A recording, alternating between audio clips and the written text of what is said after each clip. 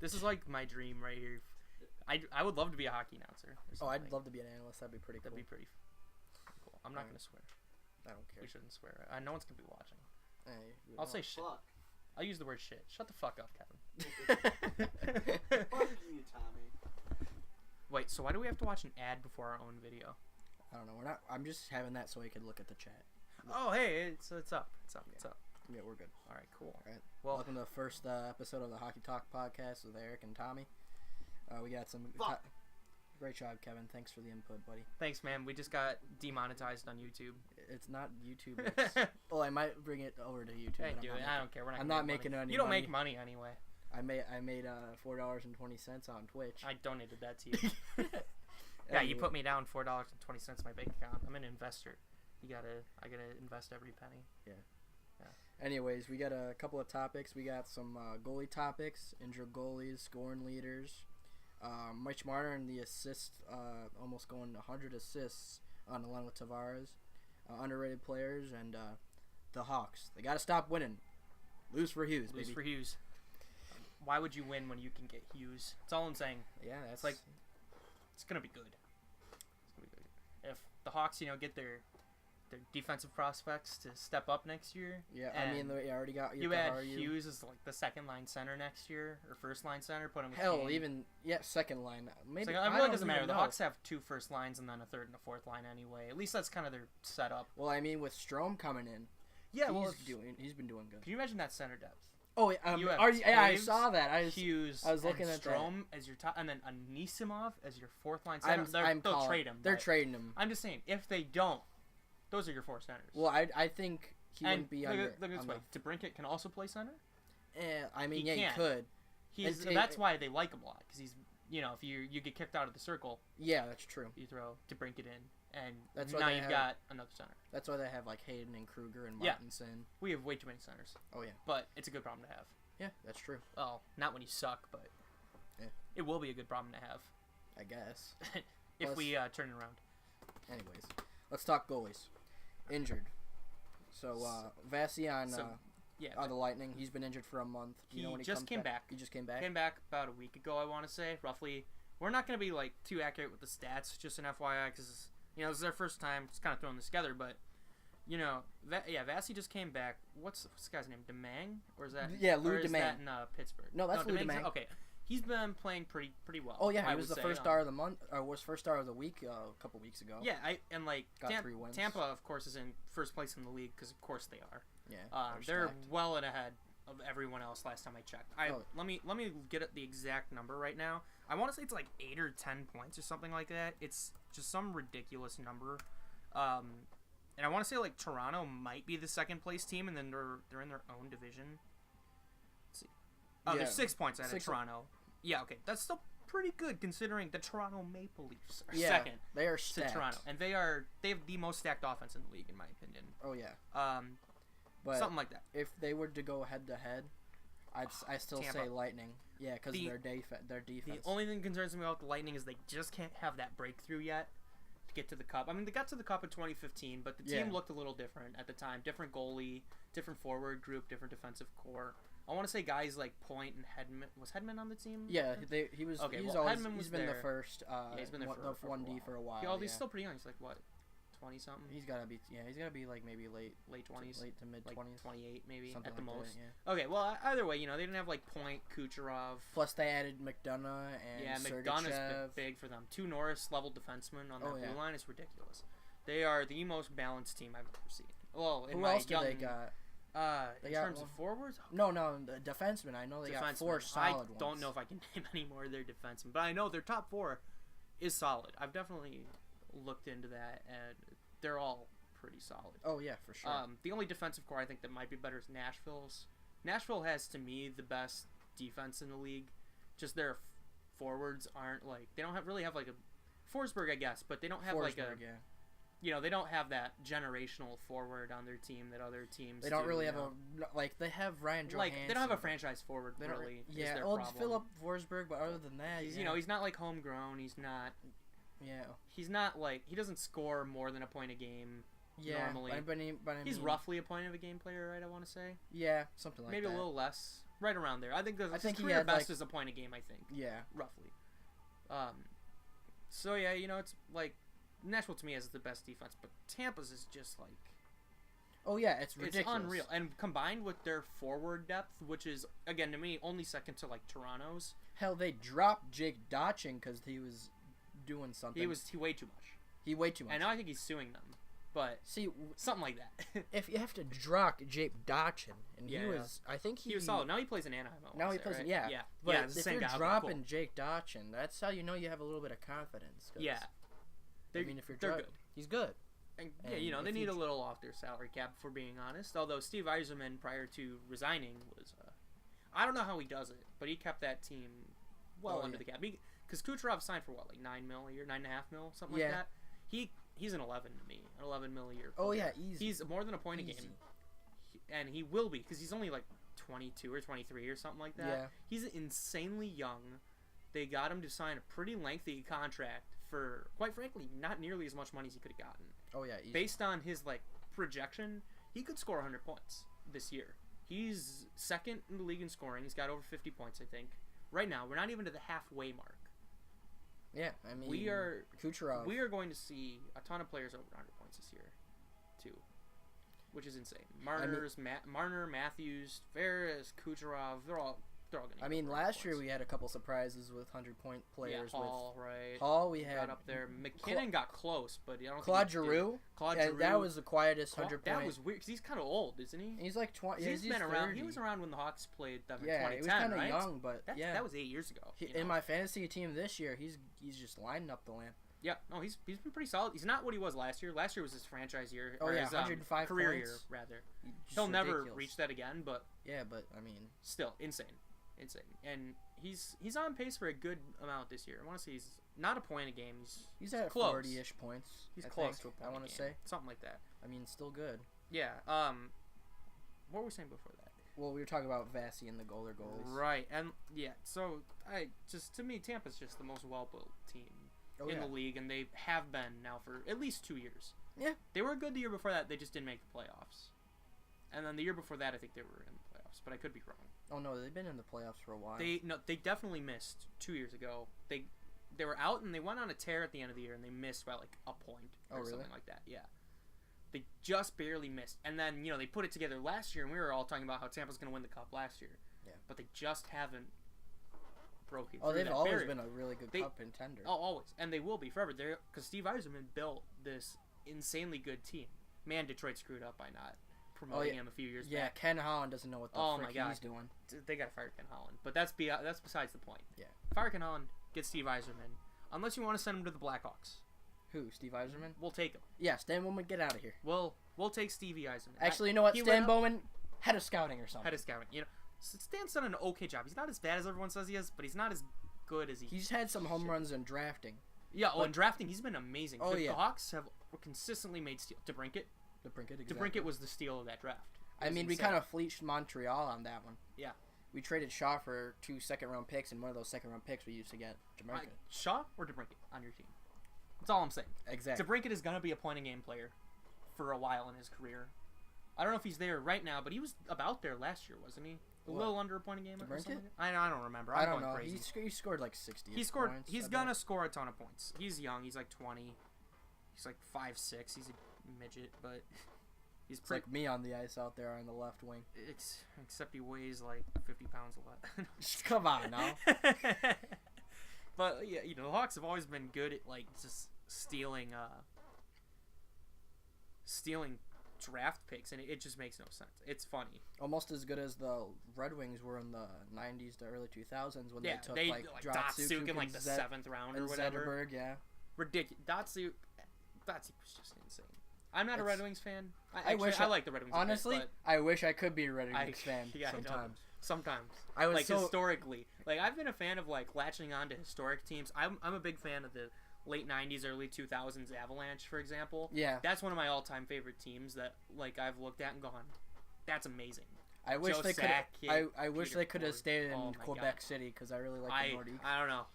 Well, they wouldn't have gotten Waugh if they had stayed in Quebec. Oh yeah. There's no way Montreal trades Waugh to Yeah, you're right. Quebec. So it's for the best that they did go to Colorado anyway, because like Noah, no Cubs. Exactly. That's You're right. Yeah. That's a good point. But like, I'm a big fan of historic teams. 2000s Red Wings. Yeah, Yzerman, Datsu. If they had Luke Robitaille on the fourth line, God. you Hasek you were was good. even there for a little while. They had Manny Legacy, Cujo, and Hasek. Yeah. 3 really solid goalies. How do you rotate those guys in? It's oh my god, ridiculous. God. And it wasn't even like prime Hasek. It was good Hasek. But it wasn't Buffalo Sabres. It wasn't. Yeah, you're late right. 90s Hasek. You're right. It's not late 90s. Where he'd literally just dive and he'd block like 5 shots at where once. he'd do like cartwheels and somersaults and literally like one puck. He it could was just like ridiculous. Scorpion saves with his eye closed. Yeah. Oh, how did he not get injured more than he did? Yeah, like I don't think he even like ever. There's really a commercial where they were saying he has a slinky for a spine. Yeah, ridiculous is what it is. But yeah, again, Colorado. Back to Colorado, they don't get raw without moving to Colorado, which is unfortunate because those Quebec jerseys are. Yeah, Le I got one. Magnifique. I got Peter Stastny one. Yeah, it's a nice jersey. I know. And I really like it's it. a shame. Do you think they're gonna get moved? Colorado? No, they're gonna get a team Quebec. What? Oh, Quebec. I would love to see. Well, here's the thing: the NHL has agreed, right? So they're for sure expanding to 32. You have Seattle, and then the other 31 teams. The NHL, I think, to me, is in it for the money, and they, quite frankly, would like to expand to 36. If at least in my opinion, they just. I don't know if they should though. I don't think they should. I think 32 is just right for now, until at least the talent pool starts going up a little bit more. Because I think 32 teams is a pretty good size. Yeah, it's a little bit diluted, like, especially with the. It's not terribly diluted though. It's like a little, which I think is good because it adds some parity. Yeah. But like, I think the NHL, if they were going to expand to 36, they need to at least wait like 10 years. Yeah. Or so. They really shouldn't go right scouting into has been so much better than it has been in the past. So teams are getting their picks less busts in general in the last like 5 years, other than Nail Yakupov.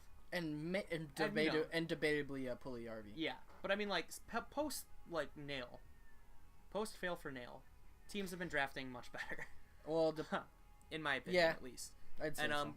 I think that really was kind of like the wake up call to teams, like, hey, let's pay attention to who we're drafting. Exactly. And like, what's I saying? Drafting and you suck. Oh, so yeah, drafting's gotten so much better, with the exception of like goalies, because goalies are impossible most of the time. Yeah, you always gotta do it in the later. The only like safe picks that have been like historical, like first round, like Fleury, Price. Not many goalies. Rick DiPietro. Yeah. Not many goalies. 15-year really contract go. wonder. Yeah, not many goalies really go in the first, and they shouldn't, quite frankly. I mean, like, you can if you really want to take that risk, and like if you have a generational goalie, like you can tell, like by looking at like Fleury. Fleury's like, yeah, I think didn't he go first overall? He did in 02 or 03. Yeah, something like that. Like you look at Fleury and you go, that's a generational goalie. Oh yeah, right there. But that it's just not doesn't like happen. It's not like that's so rare.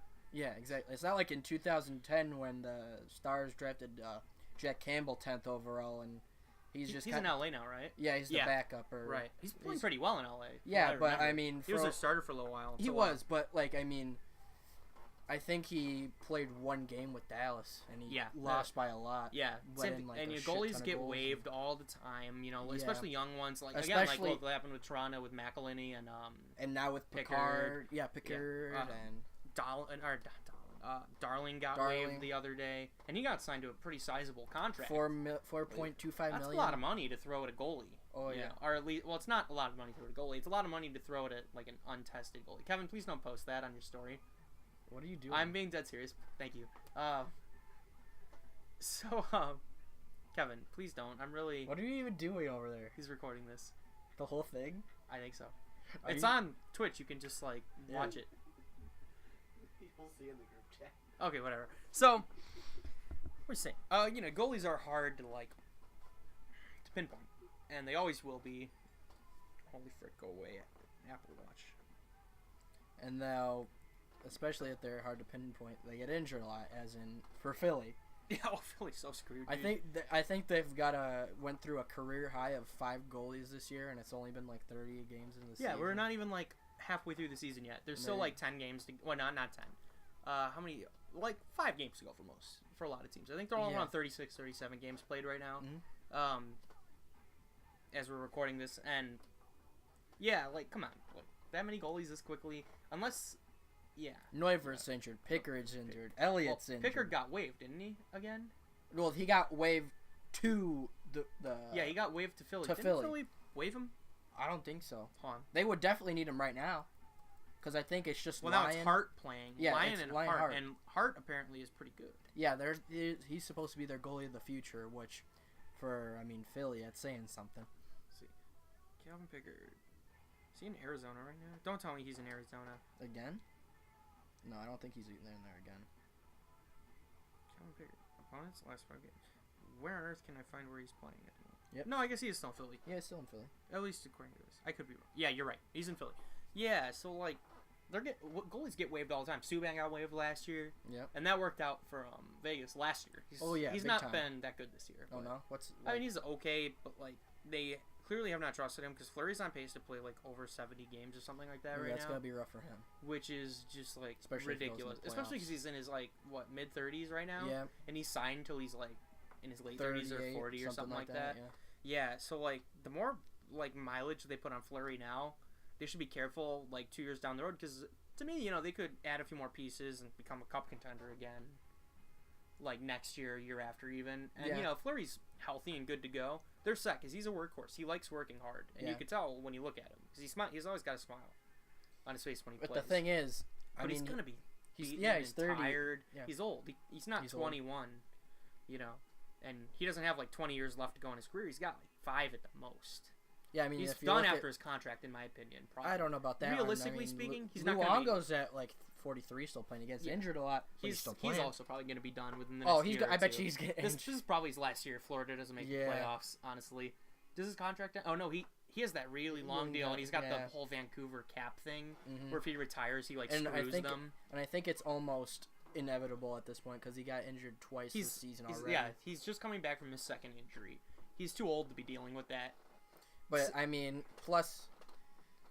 how confident do you feel in James Reimer though too? Not at all. Exactly. That's the problem. And same thing with, like, Fleury. If something happens to Fleury, are you confident with Subban as your starter? And Oscar Dance. Like, and Oscar Dance. Like, really? Oscar Dance is like 20 years old, isn't he? He's like 23. I mean, he did good, but I don't know. Goalies aren't good till they're in their mid-20s generally, right? For the most part, they take a while to develop. They definitely do. Because forwards don't take very long. Good ones at least. Yeah, good ones kind of just show up. It's really weird. Defensemen take a little while longer, and then goalies take a real forever. long time. It's sad how long it takes goalies, but it's not it's not sad, but it's. Well, there's a lot more to. You got to work on your angles. You got to work on your angles. You got positioning, your reflexes. There's a lot more to do. And you got to stay really in shape. Goalies are really fit generally. Oh yes. Really athletic. Like Fleury is like the most athletic goalie of like this generation, in my opinion. He's ridiculous. And they have to be real flexible. Yeah, got to be flexible, fast, and they got to be big. Most are like 6'7" or like 6'6". They're starting to be. Yeah, they're starting to get real tall. Like 6'5" is a short goalie now. Yeah. It's like I think I was watching a video from the hockey guy on like younger goalies, and like there was projected goalies for this next draft. And one was like 6'5", and he's supposed to be really good, but he's 6'5", and apparently that's like too small now to be a goalie in the NHL. You need to be like 6'6", and 6'5" was like a conservative height or a liberal height for him. He's supposed to be like 6'4" and like 3/4 or so. So you think me at 5'6", 160? Yeah, you're a wall, basically. So it's like goalies take forever to develop, and that's too bad. 'Cause, Philly could really use a goalie right now. I mean, let's see how. If Carter Hart goes. Hart's supposed to be the future, right? Yeah. Unless I'm wrong. Same thing with like Delia in Chicago. He's supposed to be the future. I don't know about the future, but I mean, he's looked good. The Hawks are putting all their eggs in that basket right now. I don't know if you should. Because I have not heard anything else about goalie prospects in Chicago. Anton Forsberg. I don't know about that. Forsberg at best is a career backup. Yeah. At best is a career backup. I don't even know if he's going to be a backup. Unless he pulls like a what was his name, Terry Sawchuk, who like played, or not Terry Sawchuk, was it Terry Sawchuk, or was it Johnny Bauer, who was like in his mid-30s when he came in. I'm a hockey historian, but I don't know. I don't go back that far. Like he played for Toronto forever ago. It was one of them. I think that was I both played for Toronto. Yeah, forever ago.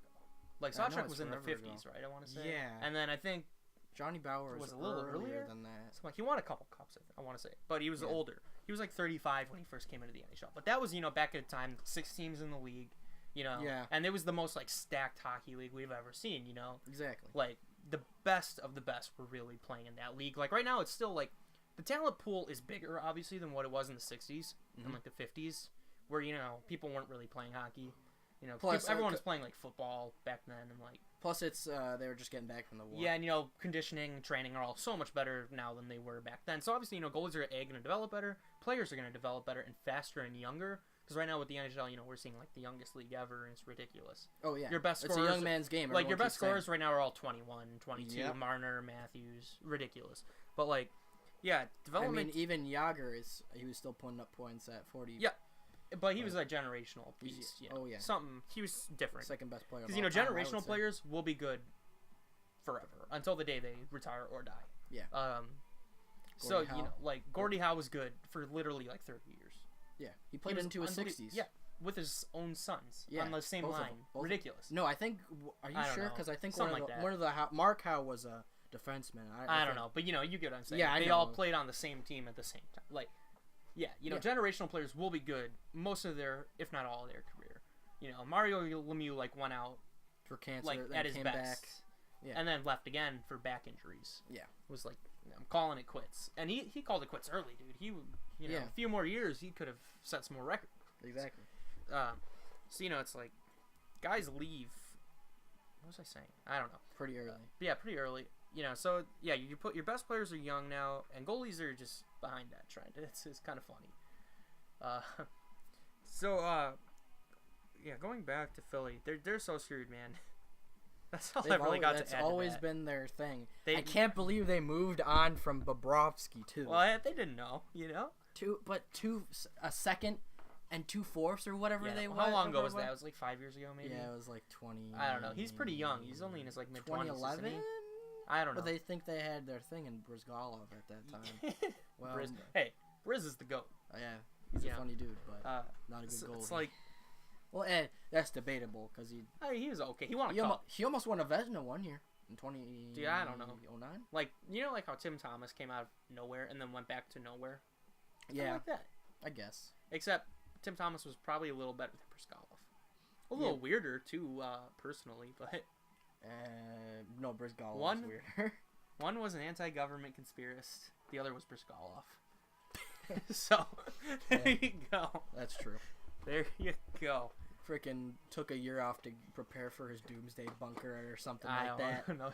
I think I heard something. He was like a that. weird guy, and he refused to visit the White House, which is like its own controversy at the time. Yeah. It was Obama back then in 2011. It was a little controversial, but whatever. No one really cared because it was hockey. Yeah. For football player skips because it's Trump. Everyone. Yeah.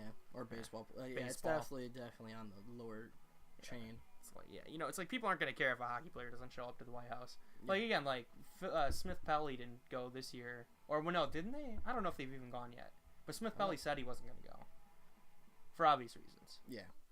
So it's like, but did anyone care? No. No one outside of the city of Washington D.C. cared. Yeah, probably not. No. Back to goalies. We'll talk about Crawford for a minute. Yeah, that's gonna be... So as we're recording this, about a week ago, maybe not even, he sustained another hit to the head. He hit his head on a goalpost. Has a concussion. This is his second concussion of his career. And the third. I don't know, but the last second. The last one took him almost a year to come back from. And on top of that, he deals with vertigo, which is a reoccurring condition. It won't go away, as far as I know. Yeah, it comes and goes. My mom had it for my grandma's got it. She's had it forever, as far as I know. So, that comes and goes. And obviously, we've seen Crawford. Crawford, to me, is one of the better goalies in the league, or at least over his career has been. People say he's a top 5. I argue that. I think he is. But I also watch a lot of Chicago games. Right, Crawford always shows up. He's got a lot of heart. He's kept this team competitive. Like in 2017, they really shouldn't have been longer than they should have. That first round exit's not his fault. Yeah, exactly. That team fell apart, and it was foreshadowing what would happen in a 17-18 with the abysmal season we had last year. Exactly. Followed by this season, which projects to be worse. And especially Crawford really stole games, and especially since I mean, the goalie situation last year was really bad. Oh, it was worse than this year because at least we have Ward this year, and Ward's okay. He's not I great, don't but like Ward. I like really Ward don't. because he's got the resume to him. It at least The gives resume me. isn't even that good. He won a Stanley Cup, Yeah, and the Conn but like Smythe. 15 years ago. But like, yeah, 13 years. Yeah, ago. whatever. It's been a minute. since Yeah, he's but even done all after he's that, old. his save nothing. his after save that. percentage has been like Carolina's 0.0 also been trash. 0.90. Up But till still. this point, this is the best they've looked in years, and they're not really that good this year. They Yeah. take a ton of shots, but they don't score. Yeah, that's just because they don't put Svechnikov on the first line. That's the thing. Wait till that kid develops. Oh, They'll man, have that that's- score they've needed forever there. Well, they still Although need they a need a first line goalie. center. Unless McElhinney turns into some. He's in his mid 30s, I think, Yeah. or early 30s, something like that. Unless he all of a sudden decides to go Vezina form. That'll be interesting if that That'll happens. be hilarious if something. that happens. If Carolina wins a cup next year because Svechnikov becomes a point a game player, and 50 goal scorer, and McElhinney becomes the next Pecorine or something At 30. at 30. I mean, Pecorine became a lot better the older he got. It was weird. I mean, he was always solid. That's usually how it goes. Though. He was always solid. But when he got to like his late 20s, early 30s, he really something happened. Like something was in his water. He was drinking. Their goalies go into their primes later. Yeah, Than skaters, it's interesting. obviously. Yeah, especially the good ones. Yeah. The good ones also stay relevant for longer. Your Flurries. I'm not gonna say Price, because Price has had his ups and his downs. Hell, Hasek played till he's 48. Hasek is another beast. Oh yeah. He's another beast altogether. But and relaying this all back to Crawford, he to me has just been amazing in Chicago. The defense in Chicago, these past 2 years has not been good. Oh no. I mean, No, outside no. of Keith and the occasional rookie that's done some Yoka stuff. Harju this Yoki year. Haru's gonna be good next year, year after that, probably 2 years. Plus, we don't have Yalmerson to block all those shots anymore. Yep, Yalmerson was amazing in that. It was a shame what happened to him. Yeah, I don't really know why the hell we traded him. That doesn't make any sense. Just needed the money, I guess. But then we got rid of Panarin. Can you imagine how much better this team would be with Panarin too right now? I mean, we're gonna get him in. I mean, free obviously, agency, pretty hopefully. much. It's almost We guaranteed. we have enough. Unless we have they more trade cap this year because Crawford's back on IR. Yeah. So that's some more money we're gonna get. Hosa's on IR. Well, we don't even need a Hossa. Yeah. We traded him to Phoenix. Yeah, I know. Well, yeah. As long as he doesn't retire, quote unquote, No, there's we're fine. he's gonna He's off the books. His entire go the contract, whole even like the time. 1 mil or 2 mil or whatever it was, he was costing us a year now. Is It gone. was $1 million in Braille money. It's another mil, and if the cap goes 5.275 up in like cap. 4, I think the cap's projected to go up like 4 or 5 mil next year. Then boom, that's a Panarin, right? Well, I mean, obviously not. He's not worth 5 mil. He's worth like 10. Well, depends on who we need know. to sign, UFA and RFA. Yeah, But that's I true. don't think we need to. We've got a sign lot of whole defensemen lot who are of- going to be entry level contracts and who are going to be entry level contracts still, Yep. like Boquist. But did we sign Boquist. Boquist? Well, we did. I think we did, but We it did. doesn't really matter because his entry level is going to be there for a while, and Yeah. he's going to be good. And I heard Ian Mitchell's supposed to be good as well. I bet you he comes up this year at Yeah. some point and gets a look. So yeah, and with the new coach, younger defensemen are probably going to get a look. Oh, what the heck? Yo, this is sick. Sorry, I just got an Apple Watch. But yeah, if these defensive prospects can really turn up for Chicago next year and the year after that, and if Keith sticks around, hopefully he sticks around after the trade deadline this year, he can really, tutor some of these young defensemen. And obviously, he's still the best defenseman on the team, in my opinion. Oh, easily. He still performs. No one's really talking about it because he's not really a controversial player yet. Like Taves and Seabrook are really like the two, everyone likes to look at those guys as too much money. I think Taves is worth his money. Most people don't. I don't know about But that I one. love Taves, so that's probably the reason why. He's If my he was favorite like an player. 8 mil player, I yeah, okay. think he got his contract because when he signed it, they had won 2 cups at that point, or had they won 1? I think it was 2 at Two. that point. 2 cups garners you some money. and people were saying like if Taves and Kane hit the open market, they were gonna get 13. Kane could have hit 13, I think, or 12, easy 12. Easy. Because Kane was probably one of the best players in the league at the time. He was top 3 at the time. He's top 5 now. Yeah. Oh yeah. Absolutely. And he's a leader too now, which he wasn't really back then. Oh no. Because he was a lot more immature at the time. Up Yeah. until his rape allegations, Mhm. he really was not a mature guy. Mm-mm. And then he really Especially with that taxi he cab thing. really matured after the rape allegations. Oh yeah. And it was very evident in his playing and just the way he carried himself in public. He was much more stoic and always had a smile, kind of just Yeah, I'm Patrick Kane humble little kind bit. of guy. didn't talk much. Before he was, popping bottles of champagne with hookers in the back of a limo kind of guy. And, he to me has really become a good leader on this team. I'm surprised they haven't given him an A yet. But well, they still have Seabrook and Keith were the A's. Yeah, I bet you. You know what? I bet you once. If Keith goes, Kane gets the A. In my opinion, he should have gotten it before Seabrook did. I don't think so. But I don't know. At that point, it was still. At that point, Seabrook was also good. At that point. Yeah. I mean, he's fine now. He's not a bad defenseman, but he's not a $7 million. 6.875 whatever it is. Not that. Not worth the money. If the Hawks would have to trade him, and they would have to retain salary if they did trade him. If they could get someone to even take him for like. See, I saw a 75%. couple things. Like I heard that Vancouver might be a good fit.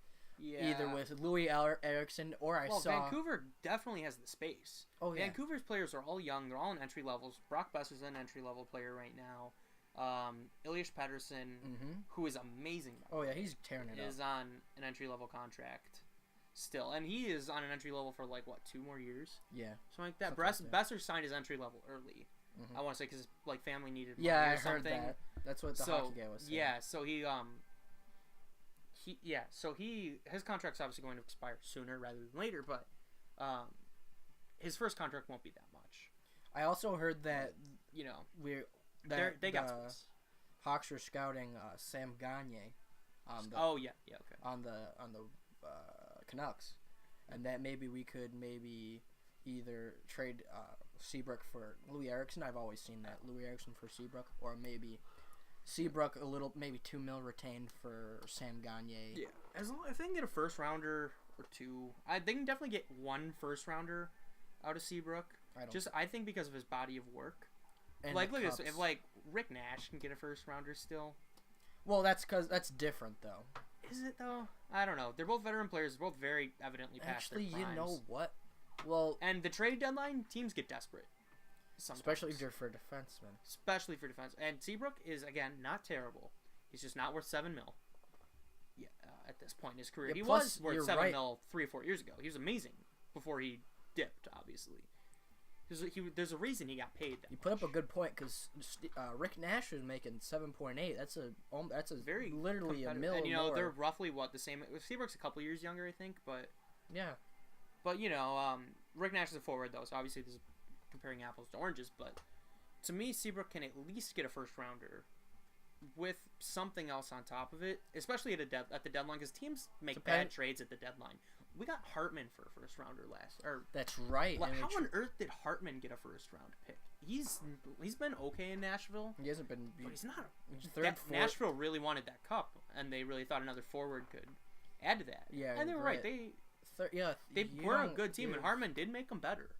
But you don't give a third or fourth line guy for a first. That was just a steal. Well, I think they were projecting him second line was the problem. Yeah, because Hartman, his ceiling is second line in my opinion. His really floor is out of the league as everyone's is. Yeah, but he's a third line player. Realistically speaking, in my opinion, he's third line most of the time. He could be a fourth line guy. Yeah, that's where we saw him in Chicago a lot of the time.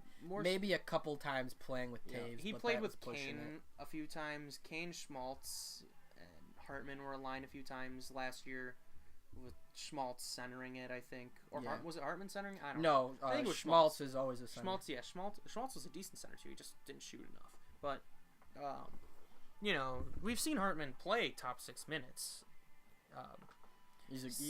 They were really hoping for that, I think, in Nashville, and then they ended up just getting another third line guy on a team that has a lot of third line guys. Way too many. They've got a lot of second and third line guys. That's their team. Yeah. Their defense amazing. Goalie amazing. There's a reason no one scores against them. That's why they win. I'd say games. that the Predators have always been like a second. They've never really had because they're an expansion team. Yeah. They've had a hard time getting franchise forwards. A lot of expansion teams do. You can look at Ottawa has always kind of been that way. Oh no! In 2007, in the 90s. Yeah, they came in the 90s, right? 93. Yeah. But in the mid to early 2000s, they were pretty good. They had Alfredson. They had Spezza. They had Hossa for his rookie year, right? But yeah. they didn't have a generational forward. And Other expansion teams like that up until like San Jose has kind of been that way. I mean, they had Marlowe for a while there, who was a point of game player. Yeah, Marlowe was pretty good. They could have used a little more to put him over the edge for a little while. They had Thornton too. Yeah, you know what? I'm wrong. That was a steal of the century for Thornton. Oh yeah, that was the steal of the century. Ridiculous. Sturm, Primo, and Can something else. Boston had Thornton when they went to the Cups in 11 and 12. But then he still would have been a little older. But come on, like. Yeah, Thornton's almost. I think he's. And they had Sagan. They kept Sagan around. That was the dumbest trade. That was a dumb deal. They don't look at Sagan now. He's amazing. They literally have nobody left from that trade. I mean, he's not having the best year, but he's having a good year. He's fine. Better than Louis Eriksson. Better than Jamie Benn too. So, yeah. But you know, Boston's fine. I don't know how Boston keeps bullshitting their way to the playoffs, but they do every year. I don't get it. They're starting to get. It's their first line, you know. Yeah, that's true. The Marchand, Pasternak, and Bergeron. I heard that Krejci might get. Krejci was playing a little bit while Bergeron was out. I think. I heard they might trade him. Really? I heard stuff last year that they might trade him. Huh. I don't know why they would do that. Boston just makes the weirdest moves. They always think they're a contender, and they're really not ever a contender.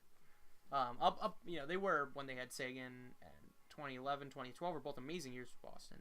Or that, not 2012, 2013. What am I saying? 2012 and 2013. Right. What am I saying? Yeah, 13 is when they went to the 13. The Cup final. Sorry, I was thinking they were good 2 years in a row. They were, but they weren't. You know. Yeah. Because LA got that cup in 2012. I hate those Kings still. 12 and 14 yeah, Kings I still don't my least like the favorite Kings. teams. I have always had just a little bit of bitterness for that, especially that 14 cup. Oh yeah, because we lost Game 7, Western Conference Finals, overtime. And then we almost had a fight between Quick and Crawford. Yeah, the they were refs. ready to go at it. Oh yeah, and the refs. That was Can you almost. imagine seeing Crawford and Quick fighting? That would have been they just were, like a in my Price, opinion, like the two best Thomas. goalies in the league at the time. Other than Price was pretty good around then. Mm-hmm. That was the best point in Price's career for the most part. Those couple of years. Yeah. But those are two of the top 5 guys at the time in the league going at it. Quick was probably number 1 for a little bit. Because that was when he was 2012 to 14 were like the best years of his career. Oh yeah, he was amazing. He was unbeatable. He's had to have at least a couple best. And he was an American. Mm-hmm. Yeah. So like seeing them go at it would have been like Hasek got in a good fight once, didn't he, with another goalie, or was it Raw? Waugh did. Raw with the Detroit fights. Vernon, I think it was. Yeah, Vernon or Osgood. Was it? Yeah, I think it was Osgood. It might. I don't know. We weren't alive. Yeah. Well, we were alive. We were infants. Yeah. But yeah, they went at it pretty good, and that was up during the battle at the Joe Louis Arena, where they both like. Oh, it's a bench clean. Yeah, I saw that. Both teams were. It was like a fight every like 30 seconds. It was. Oh yeah, that's. You look up the Kevin footage earlier that. It's hilarious. The late 90s to early 2000s. One of the best rivalries ever. Yeah.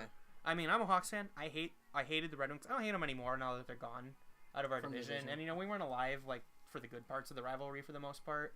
Other than 2013. Well, that was playoff. We started to become Hawks fans. I don't know about you. I started at like 03 when I went to my first. I probably started in 09 maybe. Yeah, from I was very casual. 08 till 13. They were both relevant at the same time. Yeah, especially in 08. 08 was 09 the year we went to the Western Conference Finals and lost to Detroit. Mm-hmm. I don't know if I was watching back then. I did. I watched. I for sure watched in 10. Because who didn't? Of course. And then I really got into it in 13. 13 is my all-time favorite hockey team. The 13 Blackhawks. They were amazing. They were getting compared to like 70s Montreal teams. Really? Yeah. There were comparisons. Which is ridiculous because the 70s Montreal teams are like the best teams to ever touch an ice surface. Isn't that like the one with Fleur? Yeah. Yeah, the Guy Lafleur teams, who everyone like totally forgets was an amazing player because he played right before Gretzky. Yeah. Yeah. Even though Guy Lafleur was like a generational player, he was unreal, and everyone just like completely forgot because Gretzky came like 5 years later. It's like, oh crap. Well, now you're getting overshadowed by the GOAT. Good luck. Yeah, exactly. yeah, you're gonna get screwed. But yeah, like the Hawks were like that Hawks team in particular because they were so dominant that year. That was like one of the most dominant teams ever. They like destroyed their way to the Stanley Cup. To be fair, with the exception of the Detroit round. Yeah. The Detroit But round to was be a mess, fair, but it it was fun. a shortened season. It was, but it didn't matter because they were so good anyway. When They did had they win in a row again? it was like 20. Who? Oh, they didn't- Detroit? No, Chicago. The Hawks, didn't they break Oh, the record for that? They set a point streak for a team, like without losing in regulation for 26 games. Something like that. I think it was 26. Don't fact check. I don't know that either. It was something. Because I remember that was a record. I was sitting in a sports clips with my dad, and he picked up like a magazine. He's like, "Tommy, look how good the Hawks are doing." At that point, it was like 20 something games. Yeah. And it was like a Sports Illustrated or something. And it was like the Hawks are like one of the best teams ever, or something like that. Because I remember I was in high school gym class when they lost their like first game in forever, and it was at the Colorado Avalanche. And they weren't that good then. Yeah. No, wait. Wasn't that the time when they got Patrick Waugh and they started to do good? In 2013? Yeah. Patrick Roy retired way before that, didn't he? Oh no, I mean as a coach. Oh, I think you're right. And Joe Sakic, how long has Joe Sakic been the GM there? Because I know he retired he's in their 09-ish, didn't he? Yeah, I think so. He had a long career. Yeah. A lot of those 90s guys had surprisingly long careers. Like Teemu Selanne. He played till like 2014. I really liked Teemu Selanne. Yeah, no, me too. Too bad, like, he got destroyed. He took like a terrible hit in some finals game. Came back, scored, I think, the game-winning goal. No, that's you're thinking of Paul Correa. Am I? I Yeah, think. I am thinking of Paul Correa, aren't I? I don't know. Doesn't matter. It was one of those two guys. They were like best friends anyway. Yeah. Weren't they? The same person. Well, I mean, they got But yeah, Teemu inducted into Selanne, the Hall they of both Fame the same played year. for a while, from Yeah. what I can remember. Even despite, I believe they both had some bad concussion issues. I don't know I about could be. I know Teemu. I think I Correa know for for sure sure. had bad concussion issues, which is too bad because he was a great player. Oh yeah. Another one of those. I'm trying to get. I put on my Christmas list. I'm trying to get a Mighty Ducks. Mighty Ducks Correa and Solani. Yeah. Can we talk about how beautiful that Adidas Mighty Ducks jersey is? The new ones. Oh my with the Mighty Ducks on Yeah. it. Speaking of beautiful jerseys, Carolina's playing tomorrow in With- Hartford in that- jerseys oh, really? against Boston. Ooh, I want to get a Hartford jersey. The only thing I don't like about them is they have a Carolina patch on the shoulder, but it's in black and gray, so like it's not really that noticeable. But like, oh my, in an Adidas, because I am a big fan of Adidas jerseys. I have a couple of them. I have a Chicago hosted jersey that I love. Got it off Full Moon, by the way. This is a plug. They did not sponsor me. They don't know I exist, but I buy their products all the time. Full Moon. They do auctions on eBay. They do just buy it nows. You can get. I got a Malkin jersey, one of the like gold and black ones from like the early 2010s, late 2000s, for like $30. Or you could go on AliExpress if you're looking for something not as legit. I got this Vancouver It's embarrassing. Pavel Bure jersey for $30, and I got also a Jaguar Are you for guys $30. trying to get sponsored right now? I wouldn't mind. Yeah, are you kidding? AliExpress or Full Moon. There you I go. only buy authentics. He only buys fakes. It's a good combination, what were we talking about? Oh, it's something about Teemu Selanne and Paul Correa. Yeah. But Concussions. now let's just. All right, let's go back to Crawford and his concussions. Yeah, I think he's gonna retire. Yeah, I think he could see that. should retire. I don't think concussions are worth the quality of life hit that he could take if he gets one more. I mean, look at Bickle. Bickle's done. He's so He's messed screwed up. He's messed up. Dan Bill Carcillo, Nick Boynton, Paul Correa. Paul Correa, exactly. He almost had his life ended. Huh? What happened to Big? We Bickle had traded him- diabetes too, didn't he, or something? No, He had some disease. it was vertigo. I know that. I know, for sure. but he also had some like degenerate disease or degenerative. Sorry, not degenerate. Degenerate. When did Something. did He retired again? 2 years ago. I want to say. Yeah, I remember. It was. Yeah, what it was happened was- It was a disease. Something. It was something happened. Lyme disease. Something bad, and he was like falling apart physically. Yeah. And then He had to we retire like mid-season that year or something. Yeah, we traded him to Carolina to get rid of his cap, but unfortunately had to get rid of Teuvo Teravainen. What a loss for the Hawks, man. I miss that guy. Yeah. I mean, he's been fine in Carolina, but Well, he's been really good. he'd be so He's much a first better or in second line Chicago. guy. Yeah, but He'd be so much. I mean, let's think about the Blackhawks forwards group for a second. Had we kept some of these guys around, you'd have DeBrincat right now with Strome. I think Strome's also doing pretty good. I for really Chicago. liked I how like he picked up Strome a Strome. lot. That's a really Look, good Schmaltz pick. was great, but Schmaltz needed a change of scenery. I think he couldn't deal with the culture that was going on in Chicago because we were losing so much. And he wasn't around for the good years. Well, it's not like it's a big. It's not change a big. It's not like Buffalo where they were just terrible. Well, I mean, what I'm saying they're good is now, but they were terrible forever. It's not like you're going to a greener pastures. I mean, it's Arizona. But I just think he needed to get out, quite frankly. And what the heck's sticking out of my shirt here? Oh, it's one of those. It's a tag. It's my fault. Oh, damn it. Here we go, new shirt. But I think both Strome and Schmaltz needed to change the scenery. For one, because Strome is performing better in Chicago than he was in. He better. He's Arizona. a third overall pick. Yeah, I know, right? He better turn into the next frickin' Jonathan Taves. If that happens, swear to God. Oh my God, that's the biggest free lunch ticket. Let me think about this. We'd have DeBrincat right now, who is amazing, by the way. I love DeBrincat. That's a really good pickup for us. Taves, you'd have Kane. If you didn't, and this is like a dream Blackhawks team right now. If we didn't trade anybody. If we didn't trade out some of these guys. I'm fine with trading out like Schmaltz. Schmaltz was good, but again, I'd rather have Strome at the moment at least. It was a good 1-for-1 type deal. Yeah. Well, technically and there were a couple alt pieces in there, but we got Parolini. Parolini, but I've heard he's been invisible. He scored like 2 or 3 points so far in Chicago. Meanwhile, Strome has a couple of goals, a couple of assists. Yeah, I've seen pretty good. He should have at least 5 goals. I've saw. Yeah, we'd have Teravainen right now. We could still hypothetically have Saad because he didn't leave in free agency, right? He was traded out. He was traded. Yep, we could have Saad, and I think Saad would have been better if he didn't leave Chicago. Quite frankly, I think that took a hit to his confidence or something. I mean, he was okay in Columbus. I mean, but he wasn't put playing up 60 points. But he wasn't playing with Taves. When he was playing with Taves back in like 13 through 15, they were unstoppable. Although he didn't play with him in 13 because they had that line of Frolik, Shaw, and Saad.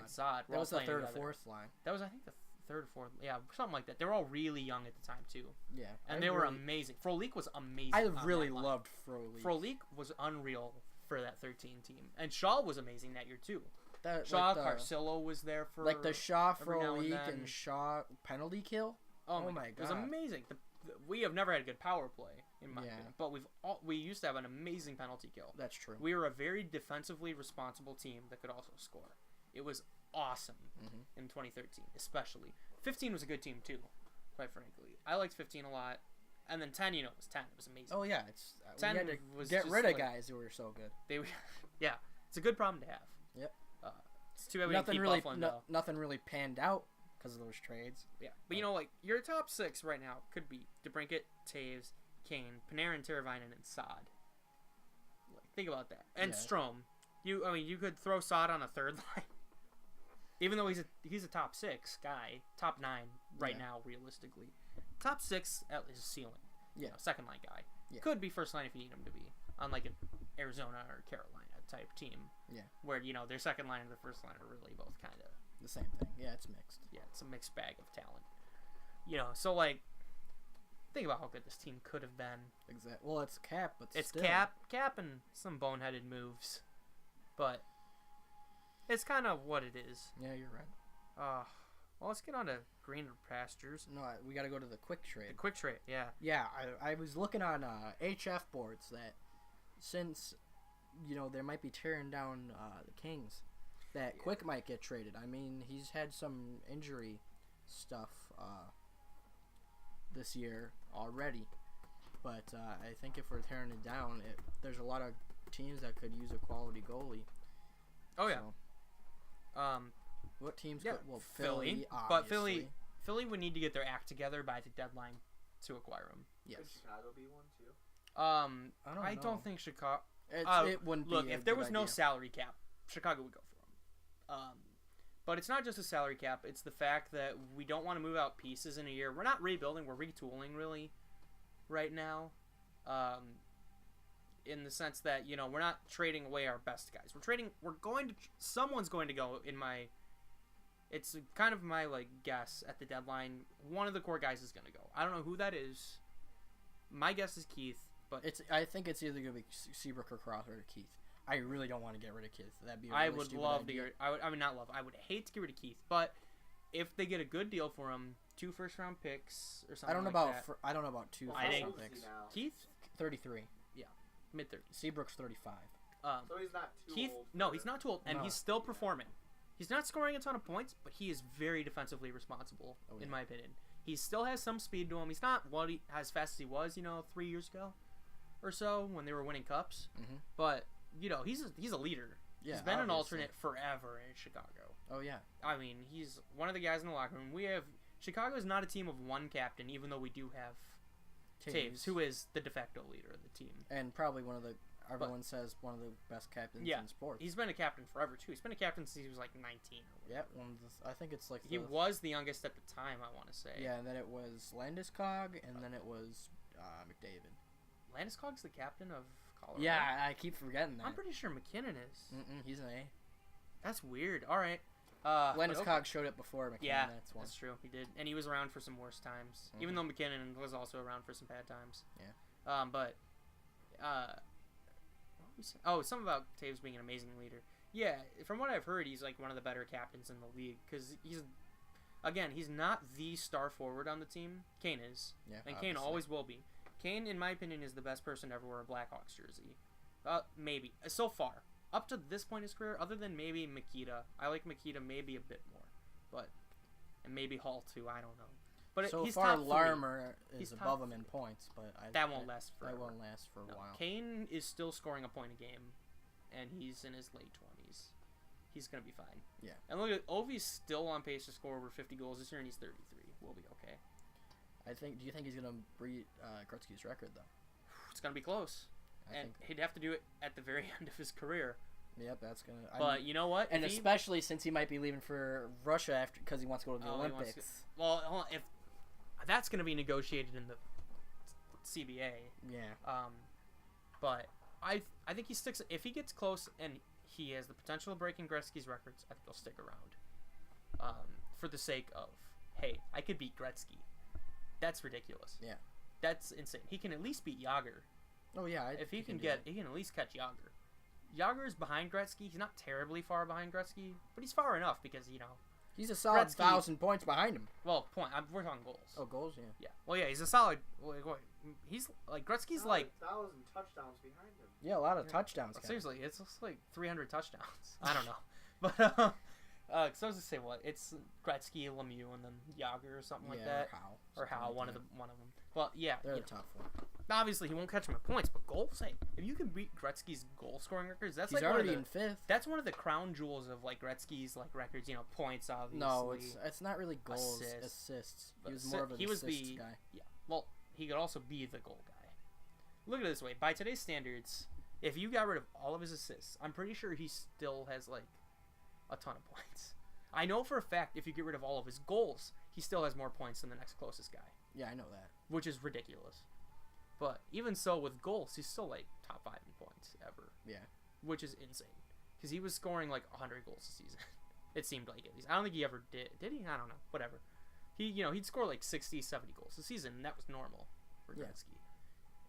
So, the fact that Ovi can get 50 at 33 is amazing. If he gets 40 next year, or 50... Because I looked it up today. I think he's 250 points behind him right now or something. He's at 630 something goals. I want to say Gretzky had 890 something. So he's still 5 seasons back of 50 goal seasons. Yeah. So if he has at least one more 50 goal season somewhere in there, has a couple 40 goal seasons, a 30, and then maybe another 30, that probably gets you pretty close. Yeah. Not there, but minimum 6 seasons at 50. Yeah, if he just keeps putting up 50-point seasons till he's 40, he's got the record. Yeah, he's got the record. Because then the comparison becomes goals per game, and you can talk about how Mike Bossy was insane. Oh yeah, that too. Because Bossy had to retire early because he had an injury problem. Lemieux scored a ton of goals. Yep. Who else really? Jágr because of his longevity. I don't know if he had that many points per game because of the later end of his career. That's true. Where he wasn't at a point a game anymore. But, his longevity obviously makes him one of the greats. I would say when he went to New York, it started to dip down. Yeah. And, he wasn't playing with very good teams anymore at that point either. They were okay, but they weren't, the 90s Pittsburgh Penguins. Yeah, exactly. Some of those teams were unreal. Oh, yeah. The 2 years they won the Cup. Yeah, 90... Or was it 3 years they won? Well, they won one 2. Cup without Jágr, right? I want to say. No, they won it with... Did they? 91, 90, and 92. I don't think Jágr was in the league then. I'm pretty sure he was he still got, a year or two out. He got drafted in 90, 5th overall. I'll look this up. Penguins Stanley Cups. Did he? 91, 92. Oh, you're right, because you know what? They went back-to-back in 91, 92. I was thinking they went back-to-back, like, later. I'm thinking of, you know how the Red Wings went back-to-back at the end of the 90s. That's what I was thinking 97, 98. That's what I was thinking of. They only won 2 cups. Yep. Right. But, so, yeah, like, they definitely had Yager. They did win those cups with Yager and Lemieux, I want to say. Yep. So, Mario Jr. Did you guys have anybody, like, pop in throughout this? Like, we had a couple of people. Yeah. We're probably just talking to no one right now. We literally are. But it's fun. We'll see on YouTube I'm how much. popping in, asking questions. Dude, you're our panel audience, my friend. Whenever I have something You know how, like, think of, that's... have you ever watched the Jimmy Fallon show? Occasionally, yeah. you know how he has, like, some MC dude who sits with, like, a podium way off in the corner and he just, like, interacts with his show at, like, completely random times. And you, like, totally forget he's there until he, like, says something stupid. That's you. Awesome. Yeah. Quite frankly. Let's talk about the Kovalchuk contract, too. Oh, this quick thing wouldn't be as much of a problem with Kovalchuk. He's getting paid, we looked it up, $675? No, it's... Or $625? $625. That's what I meant. Something like that. What a waste of money that's been. They are clearly in a rebuilding state in LA, or they should be. Because, you know, hockey teams have their pride. They don't like to admit they're in a rebuilding state. Except Other than the New Rangers. York last year. Mm-hmm. That was ballsy. Yep. They straight up wrote a letter to all their fans. They were like, we are in a rebuild. Sorry. And everyone was like, okay. We watch hockey here? It's the Rangers, though. The Rangers have a big fan base. Yeah. I see people in Rangers, like, hoodies all the time here. Mm-hmm. I don't know about you, but I live in Chicago, so I see it every now and then. I see a lot of stuff in Chicago. There was a girl I was talking about. I see she was Hartford a Ranger. jerseys She in was. Chicago. I talked to this one girl. She was a Rangers fan. And I was like, I don't know if we could talk anymore. I'm a Devils fan. Original 6. I'm a Devils fan. I don't know if I can talk to you. Yeah, you got the good years of that rivalry there. Mm-hmm. Yeah, but you know, like the Rangers have a following. They got a big following, and they're in New York, so you know you get a tenth of 1% of your population show up to a game. You still have like 1 million people, but you know that's the goal. You just got to draw like a tenth of 1%. What were we saying about? Oh yeah, so you know, signing Kovalchuk was a big mistake in my opinion for LA. He's worth too much money. I had guessed going into the season they were not going to be very good, given the fact that their players are they're like the Blackhawks. Their players are older. Except I think LA's in worse shape than Chicago in terms of rebuilding. Especially with Dustin Brown. Yeah, Dustin Brown. He came back last year, but he's old. Kopitar has a couple good years left in him. Yeah. The only bright spot on that team is Drew Doughty. Drew Doughty, to me, the big contract. From what I heard, Drew Doughty is untouchable right now in LA. They will never trade Doughty because he is the future of that team for a while. He's in his mid-20s, I want to say, right? He's pretty young. No, he's mid-20s, late 20s. Late 20s. He's not over 30 yet, so he hasn't reached that hump. But, you know, Doughty's got a few good years left of his prime still, and then he's got a few years of being like Keith, where he's not in his prime, but he's still a good defenseman. Mm-hmm. Same thing with, like, Erik Karlsson. Like, Erik Karlsson is a little past his prime, but at least, well, maybe. Maybe not. We'll see. It depends on how he performs this year and next year. He hasn't really gotten a lot of goals. No, but, you know, he is also in a new environment. He's starting to pick it up, but he just got suspended. Yeah. Which is going to kill his momentum, which we'll see. But he was just starting to finally pick up assists. Yeah, and, you know, this is all coming back. Now. He has one ankle, you know. Yeah. So, like, the guy's a warrior. I think he's on isn't he on the second pairing D now? Yeah, he doesn't, because they keep Burns and Karlsson separated. Oh, they do? Yes. Oh, yeah, because they're right-handed, aren't they? Well, yeah, that and they're both amazing. Yeah. You can't they keep them on the power point at the same time sometimes, I think. But, yeah, you know, if you want to spread out your talent, at least on a team like that, where that's why their Taves defense and is Kane good. are on separate lines. Yeah. I wish they would play together more. I miss that. Like, in the beginning of their careers, they both play on the same line because the Blackhawks could roll 4 lines back then. Oh, my God. It was amazing. It was, like, ridiculous. Just all the assists Taves was racking up. Oh, yeah. With Kane right there, because Kane's a sniper. Oh, yeah. He's a pure sniper. He's really good at passing, but he's a sniper. You know, he dangles people too. He's his own breed of player. In my opinion. They literally had to take out a move of his for the shootout. Yeah, he was so good. They literally had to change the rules of the shootout. He's amazing.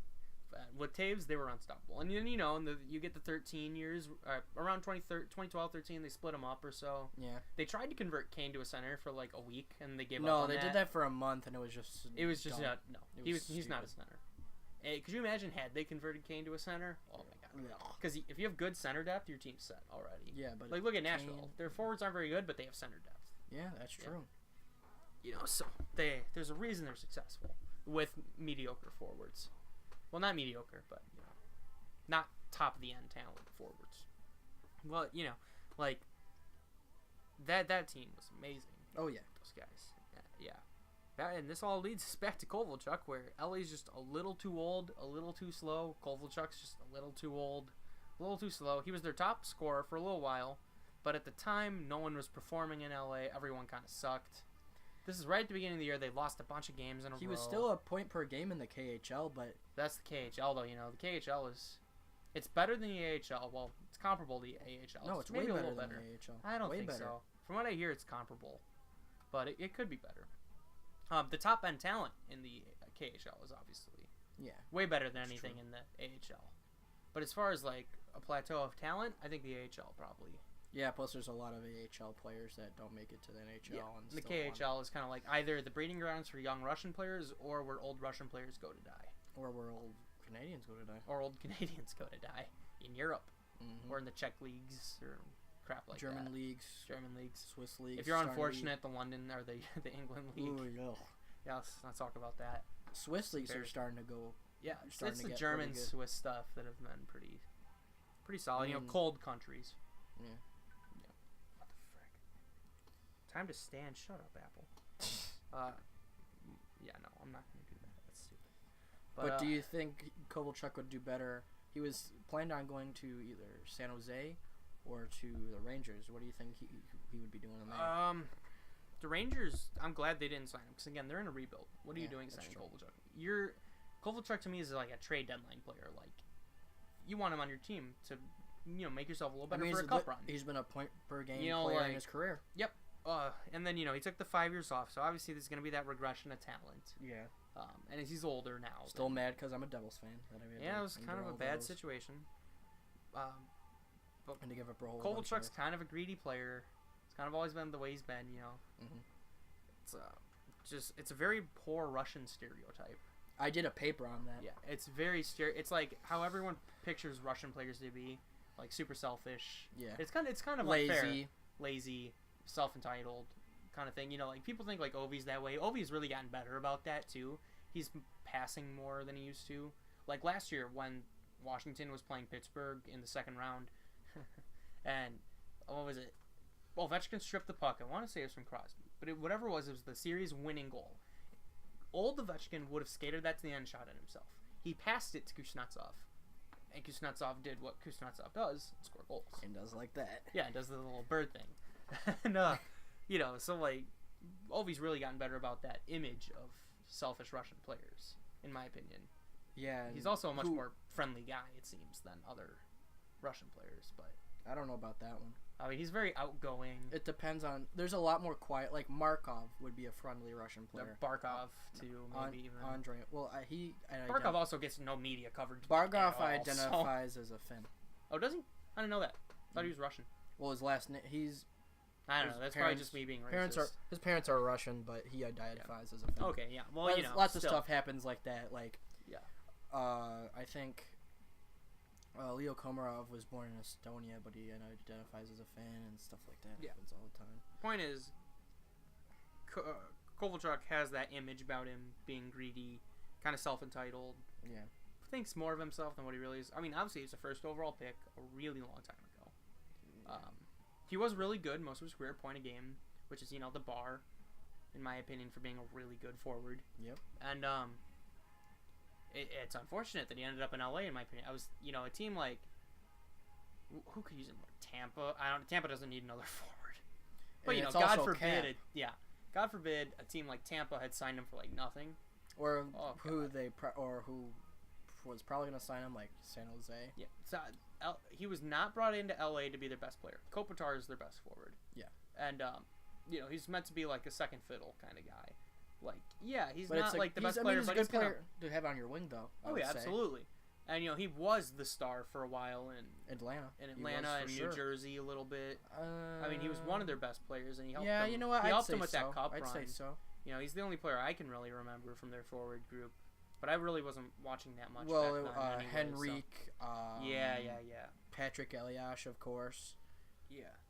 You know. So like, to me, he's not meant to be brought in as like the best player on the team, and that unfortunately that's what ended up happening with him in LA.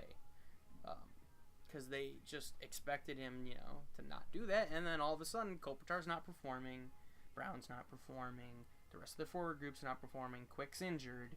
You have Jeff Carter. They were rookie goalie. I've seen Jeff Carter on HF boards. They were saying Carter's gonna, if Carter gets traded, he'll retire. Yeah.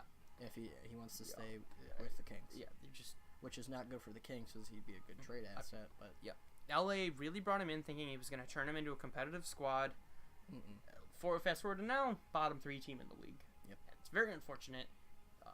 Not that I, again, am not a big Kovalchuk fan in general, just because the way he carries himself, and I don't like LA in the slightest, so that doesn't help him.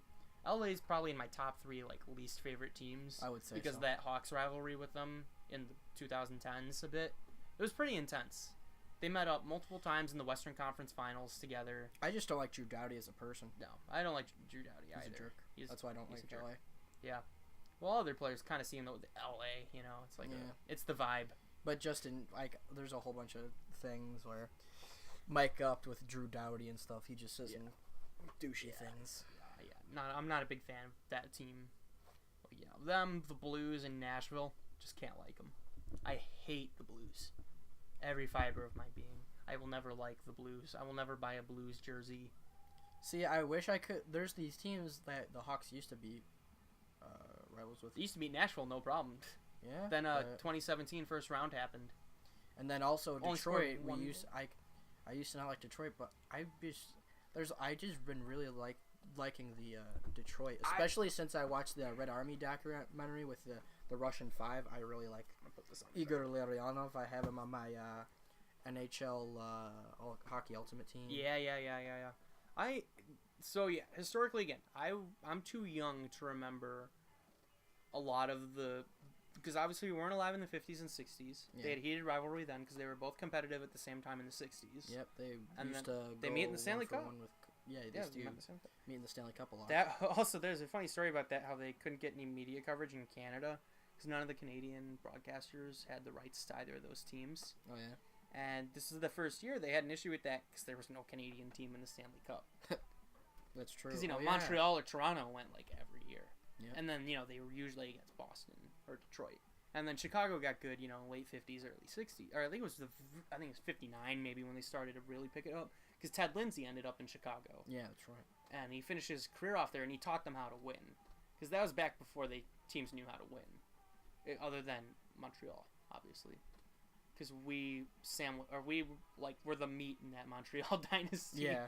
We were the meat in that sandwich of just getting obliterated by Montreal. So, it's like, I really have nothing against the Detroit Red Wings. And quite frankly, I really like their uniform. It's one of my favorite jerseys in the league. I have no problem wearing a Detroit jersey in public. I have a Datsuk one that I like a lot. The guy at Firehouse Dogs. Yeah, a guy at a hot dog place gave me some crap about it. But yeah, screw him. The Red Wings have more cups. And you were trying to pull my Ilya Kovalchuk jersey, Devils jersey. I mean, yeah, but it's like, are you kidding me? It's like this Red Wings in Chicago. We're in suburban Chicago. Don't get ahead of yourself. All right, yeah, you're right. I get shit on for that all the time. No, I wear my Red Wings jersey in Chicago all the time. No one cares other than people my dad's age. Like people our age don't care about the Detroit rivalry because again, when I really started watching hockey, Detroit had moved to the East. The Hawks played them twice a year. That was it. Although the first ever Hawks game I did go to, I want to say it was in 2011, and it was a game between Detroit and Chicago, and it was fun. It's all the chanting, heckling. There's a lot of heckling for like a 13-year-old to be hearing. A lot of swearing, cursing, beers and stuff going around at that stadium against the Red Wings. Oh, it was a live atmosphere. Oh, the last time I think my dad was telling me the last time I went to a Hawks game, like people tried to fight him. Yeah. In the stands, I was like, people hated Detroit back then. It was very fun. Like I hated Detroit back then simply because I was told to hate Detroit. It's like good enough for me. And I didn't like those 2013, 2010s teams because they were winning. I didn't like winning teams. Because, you're a new fan. You automatically gravitate towards hating teams that are good that aren't you.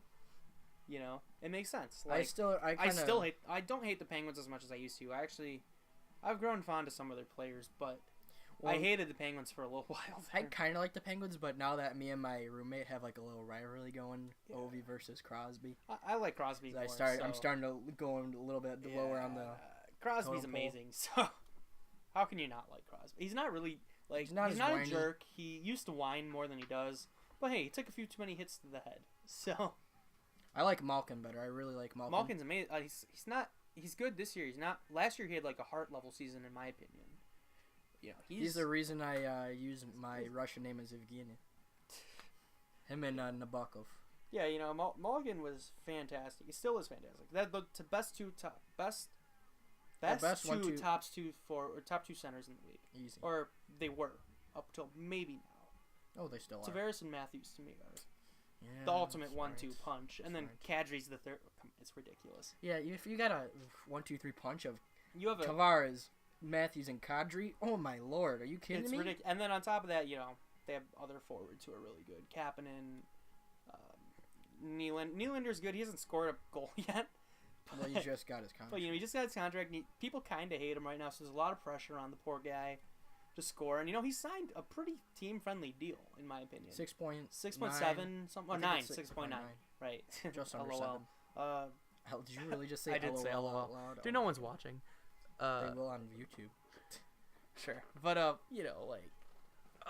was I saying? Yeah, Marner's ridiculous. They are so screwed with Marner in terms of signing him for money. If either Marner or Matthews get a little bit greedy this summer, that team's done. They're going to fall apart. They're obviously going to have to trade They'll trade someone out. I would hate to see Kapanen go if they, for some reason, had to trade Kapanen. I love Kapanen. He's amazing. Marlowe. I don't want to see Marlowe go either. I want to see Marlowe win a cup. That's why I started liking Toronto, because Marlowe I love Marlowe. I love Marlowe, too. No one hits him either. I don't know if you've noticed that. Really? People, if they do hit him, no one hits him hard because he's ancient. But also, everyone has so much respect for him. Oh, yeah. Because he's been around since 99. 99, yeah. He's been around for 3 decades of hockey then.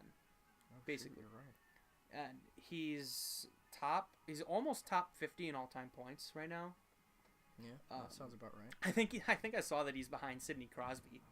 I kind of got a kick out of that. Really? Yeah, that's how good Sidney Crosby is. We all forget about and Crosby had to almost take a season off, didn't he? Yeah. Because of concussions. Yeah, and sit in a dark room for months on end, and then came back. And or if you were like me, play NHL. Yeah, I was dumb.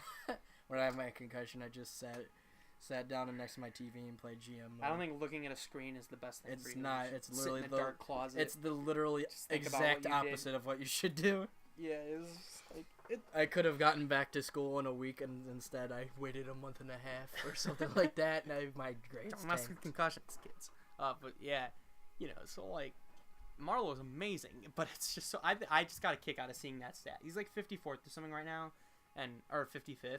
It's guess who's 54th or 53rd? Sidney Crosby. So there's a player you can't catch on that list. Yeah, probably not. It's a little ahead of him, and Sidney Crosby's gonna climb that list. Yeah, you can be sure of that. At least gonna get top 20. Oh, I mean, he's to me one of the top 5 players maybe ever. I don't know. I hate talking about best players ever because it's kind of a crapshoot. It's a little dick measuring contest. Yeah. It's because obviously you got Gretzky, you got Lemieux, and then there's the whole is Lemieux better than Gretzky debate. I don't think he is. Some people do. Either. I mean, obviously he was great, second greatest to me at least. Yager, you got Yager, who's also Gordie Howe. Gordie Howe is even top 1, or some people say Gordie Howe is the GOAT. And he was prior to Gretzky, but. Mm-hmm. Guy Lafleur. Those guys. So there's 5 right there. Then is Crosby really gonna bump one of those guys out of the top 5? Maybe Lafleur. Yeah. But Lafleur was also great. Again, we all forget how good Lafleur was. Simply because Gretzky. Yep. And Lemieux, who came immediately after, concurrently with Gretzky, even a little later, but and Messier. I don't know about Messier. Could be in there. Messier was pretty good. He won a cup without Gretzky. It's pretty impressive. Yeah. Couple, didn't he? He won 1 for sure with the Oilers. With the Oilers, and then he won 1 in New York, and then he went to Vancouver, promised them a cup, and never got that cup. Yeah, he went to a final. They didn't. I don't think I've heard that the Canucks fans they didn't really. No, they hated him because they were he was like, "I'm gonna get you guys a cup," and then they never got a cup. and then they started rioting instead. It was kind of funny. I wasn't alive, but it was funny. Yeah. So like, is Gretzky or is Crosby really better than one of those guys? Well, who knows? He's not even close to being done with his career. Yeah. In my opinion, he's got at least 7 years. I think if Marlowe's been around for as long as he has. Marlowe's been around for almost 20 years. Crosby's only been in the league for, 2004, was it? 2005. 2005. Right? He's only been in the league for 13 years. Yep. He could play till he's got 20 years in the league. If Marlowe can do it, Crosby can. As long as Crosby avoids concussions. Exactly.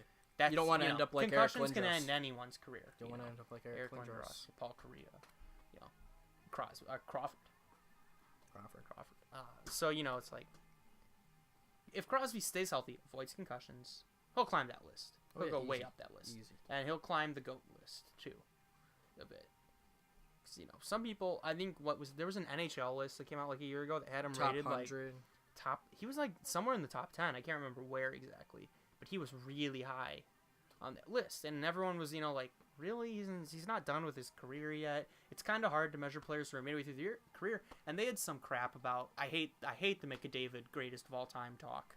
Especially, he's only been in the league for 4 years. This is his Not fourth even year, 3, right? I think 3. I think this is his 4th year. Third I think or last fourth. year was his 3rd, because last year was Matthew's 2nd year. Yeah, you're right. This is his 4th year. He's 22, Something 21 like still, maybe even. What are we doing talking about him being like the greatest ever? He has had 3 100-point seasons now, though, which is obviously pretty good in an era where guys rarely get to 100. That's true, but Yeah, exactly. But like, still, he's on a crappy Oilers team. on But a crappy still, one. But it's sti- like it's 3 seasons in. Let the you kid... can't even put him in the top 100, quite frankly, just simply because of his body of work. Same thing, they were talking about like some crap about Matthews being like one of the greats. They didn't put both of them on the list, and they use this as excuse. So, they don't have the body of work yet to put on this list, but I'm sure they'll make it someday. Well, who knows? Maybe Matthews takes a terrible hit to the head in the next couple games or something, and all of a sudden Matthews... God forbid, Toronto fans. God forbid. Yeah, sorry. I would hate to see that, but I do like the Maple Leafs. But, I would hate to see Matthews take a terrible hit to the head and then all of a sudden never be able to play again because he can't tie his own shoes or something. Like, is Matthews really one of the greatest ever then? He had the potential to be. Never achieved it. Yeah, Same like thing with McDavid. Alexei Yashin type of thing. McDavid, some asshole could take his stick and just whack him over the head with it. Do a Marty McSorley. Yeah, Boom. just take off his head, no more McDavid. Mm-hmm. Next thing you know, how can he be one of the greatest ever if he only has like 400 points to his name? Mm-hmm. That's true. Yeah, so, lots of people with 400. Lots of people who had full careers hit 400. Yeah, that's true. So it's like, people don't need to go around saying there's a defenseman players with higher than 400. Yeah, Bobby Orr, Ray Bourque. Yep. It's like, why are we talking about players who are 21, 22, 23 years of age being some of the greatest ever when, they haven't even, won a round? Well, some of them have. Has Edmonton? Edmonton got to the Western Conference Finals 2 years back, didn't they? Yeah. I know for sure the semis. And then that was when the whole McJesus crap showed up. Nah, that's when he was drafted.